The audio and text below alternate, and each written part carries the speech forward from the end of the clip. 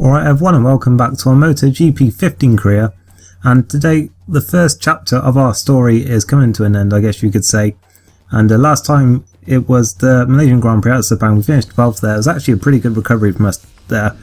And yep, today we're heading to Valencia then for the last round of the season, and this will be our last race in Moto3. So yeah, it really is sort of the end of the chapter, I guess you could say. And yeah, one last race then, one last chance to sort of end it on high. We did have that win, of course, in Indianapolis on our first time of asking on the KTM. We've come close on a couple of other occasions, certainly Phillip Island, certainly the one that comes to mind very quickly. That was a fantastic race, probably the race of the season so far. As we're here in Valencia now then, and we're now going to go to qualifying.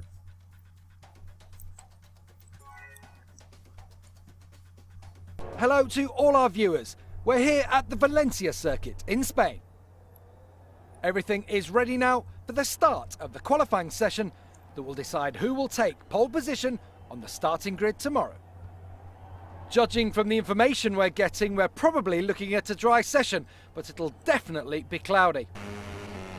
Apparently we're doing this at 6 in the morning, and yeah, qualifying 6 in the morning, judging by this lighting here. But yeah, out of the final corner cam then. This is our last weekend on this bike, of course. And yep, the initial pole time 40.4. We go only a few hundredths quicker than that, so not too bad for a first time, I guess you could say. But a couple of laps later we had dropped down to 9th, and yep, the bike was feeling pretty good here. So yeah, I was coming across the line here and we improved to a 39.7, which puts us 4th. That was pretty good, and we did actually say a few more times in that session, but none were as quick as that one, and that actually was good enough for 5th in the end, and so not too bad. Danny Kent on pole, obviously crowned the new Moto3 World Champion last time of asking, and yep, we were the second of the KTMs then, Miguel Oliveira on the front row. So yeah, not too bad for a set. It was a pretty good qualifying for a set to run that season, and yep, now going to go to the race. Good morning from the Ricardo Tormo circuit in Valencia, where the final round of this year's Moto3 World Championship is about to get underway. The weather is fine and the temperature is perfect for racing, so we're just waiting to find out which riders have opted for hard tyres and which have gone for the soft. Really, it's just a relief that this last weekend is dry, to be honest, and nice and clear conditions, and for the race obviously it was a lot cloudier in qualifying. But yeah, we're middle of the second row then, very good chance for us to get a good result from there. Hopefully we can challenge for the race victory. Should be looking at certainly challenging for a podium here, certainly high enough that we can actually do that with, I'd say, quite a bit of confidence, as the lights come on now. And away we go then in Valencia for our final race in Moto3. And it's not been a bad start then, we're still in 5th place as Navarro and the front three are breaking away from us a little bit. We got Vinales right in our slipstream there, getting towards 10-1 now. Then we've actually outbraked ourselves a little bit there. We were going to run wide, and that's going to allow Vinales to, and actually Vasquez as well. So yeah, not the best start for us there as into turn 2. Can we make any places back? No, we can't. We're too far back.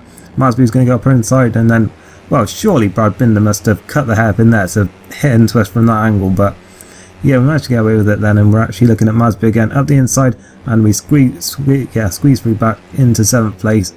Looking at out Vinales once again now as we head around this right-hander and up towards the left-hander. You can see it's nice sort of stadium section that, well, the whole track is basically. You can see sort of the whole track from like wherever you're sat, which is a really cool feature of like how this like seating is arranged at this track. But yeah, we're looking at the inside of Vinales now, then up the inside. I actually placed him out a little bit, I think, but not too much. Don't think there's really much contact in it. The sunny was a little bit there, and we do actually go through now then up into 6th place as Navarro went a little bit wide. We're going to try and get the inside, but we weren't close enough to do it there. As we see, Kent and Quattro have a little bit of a gap between themselves, and then Oliveira in 3rd, and Vasquez actually now trying to pass Oliveira as we get the inside of Navarro then up to 5th place, and we're right in with this battle between Oliveira and Vasquez now. We're going to look to the inside, going into the final corner on the brakes, and we are just going to slip at the inside. Luckily they don't turn in on us, but they may try and cut back underneath. But we have taken 3rd place for now.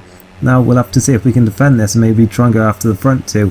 They're already putting out quite a gap over us, so as Oliveira sort of forcing over to the left hand side there a little bit, but he takes his normal line now as we come towards turn 1, braking a little bit later than him there, and up the inside we go. We had the inside line, so yeah, it was nice and easy for us there to get that one dent up the inside, and we're up into 3rd place, so hopefully we can maintain this now and go after the front two, but you can see Vasquez certainly diving through there, and he's going to budge his way through and up into 3rd place and from 5th there.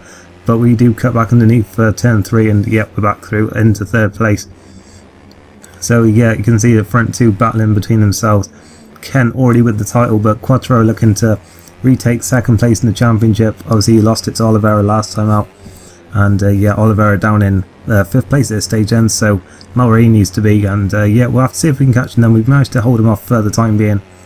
But we're skipping to lap 3 now, and unfortunately not much happened during these early laps because I was really just catching up to this front group, well, the front two, and yeah, I couldn't really get close enough to them to make any passes during that time. I mean, Valencia sort of has a little bit of a reputation as a track that's hard to overtake on, but you sort of hope in Moto3 that you can overtake anywhere, and that usually is the case, but it seemed today that it really doesn't happen for us. As we looked behind us there, and you can see that for once we are in no man's land, which is actually a little bit disappointing because in this final Moto3 race I was hoping it'd be a cracking race, kind of like Phillip Island, but it really hasn't shaped out that way. We've really been battling no one after the first lap, and yeah, we skipped to later on lap 3 then, where we did finally catch up to Kent and Quattro a little bit, and sort of part of the challenge here is just trying to maintain their place, and then after that we've got to try and go for the pass on as well. But it does help that they are battling between each other, so yeah, we do have a chance here. We're certainly going to be close going into the final corner here,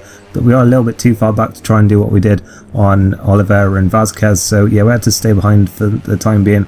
As Kent has a quick look behind him there, and he'll see that it's not just Quattro behind him at this stage, as we're certainly very close behind. As across the line we come then, in 3rd place, only 4/10 of a second behind. Vasquez nearly 2 seconds behind on the other Leopard bike, as we set another fast lap of race there, so good pace from us at this stage, but can we carry it in through these final 2 laps and catch back up to them and maybe challenge for the win? We'll have to wait and see then. As we go into the final corner at the end of this lap, again not much happening, but then we got it out of the seat in the final corner.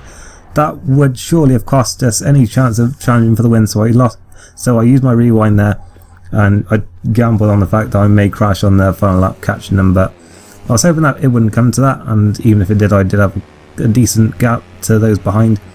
As out of the final corner we come then, and hopefully we can catch them on this final lap, but really they've shown great pace all through this race, so it's going to be very difficult for us to do that, and we're going to have everything perfect if we're going to have any chance to catch them.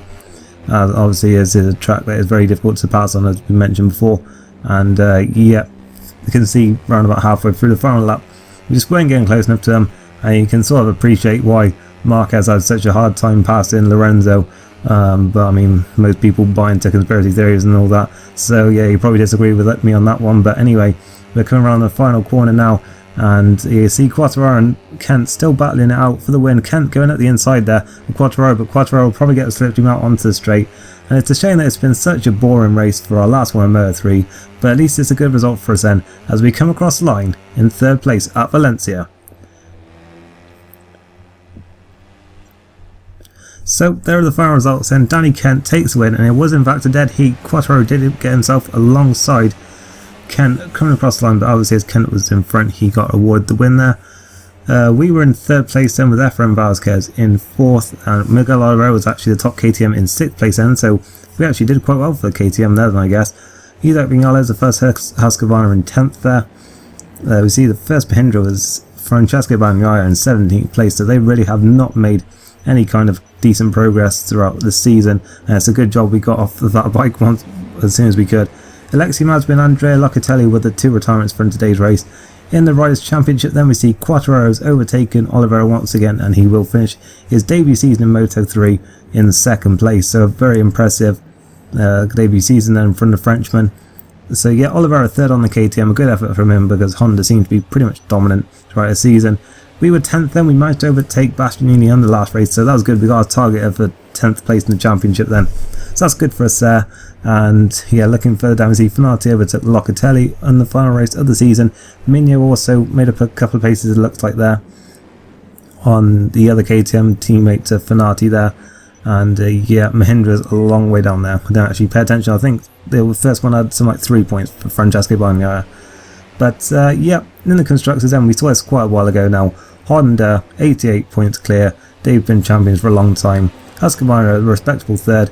Mahindra falling quite a way short of expectations in 4th. His third place today is a great result for him and the team, and it could be a good sign of things to come in the next races.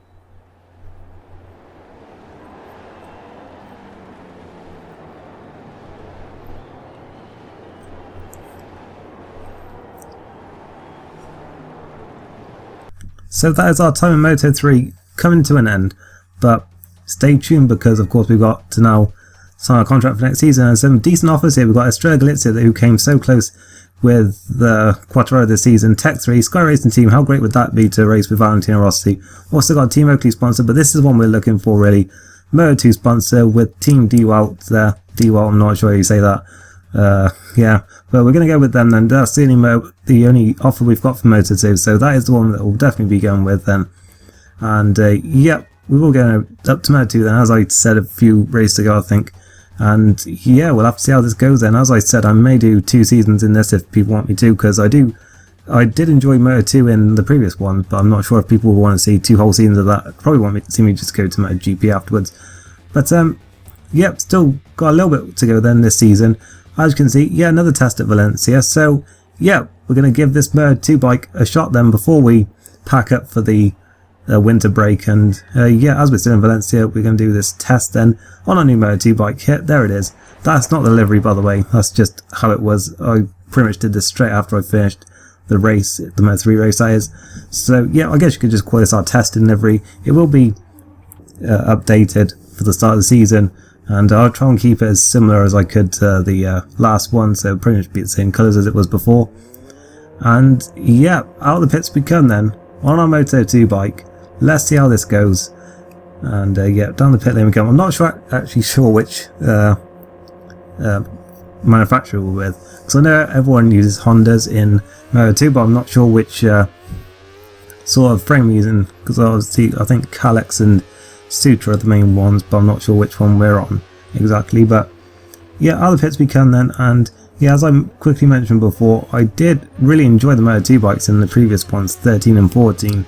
I had a lot of fun on those ones, probably the most fun out of the 3 classes actually, because MotoGP is just a little bit crazy at times, quite difficult to get right, and Moto3 it's a little bit too slow and sort of a little bit too awkward, and sort of racing the AI you really have to be sort of inch perfect or you just get slipstreamed by everyone. But yeah, I was really enjoying the handling of this bike actually. I'm not sure yet if I'm going to use traction control or not, because it is quite difficult, but yeah, I seem to be getting on alright with it. Still turned off as we come across line. Our first time wasn't really good enough to beat the target time, as we only went with a 36 dead I think. It didn't really show, it didn't freeze the times there, so I'm just kind of guessing on that one a little bit. But yeah, I'll target to unlock some upgrades with a 34.9. We're kind of going to come across line next time then to do it, well I think with a 35.3 there, guessing from that. But then, well yeah, braking down on that one, and then on the end of that lap we're going to come to the line now then, and this one felt like a really good lap, and then as you can see across line it was just about quick enough. We're going to see, yep, a couple of tenths quicker. So yeah, that's nice 3 data packs there unlocked for us that we can carry into the start of the new season, and that will really be a help to us then once we get to Qatar. So yeah, I hope you enjoyed this episode. It was a little bit shorter than I expected. That was mainly because of how boring the race was, so I apologise for that one. But if you are excited for the Moto2 season to start, then I hope you leave a like on this one. Any comments you got with any feedback would be appreciated as well. I'll see you next time then. Thanks for watching, and goodbye.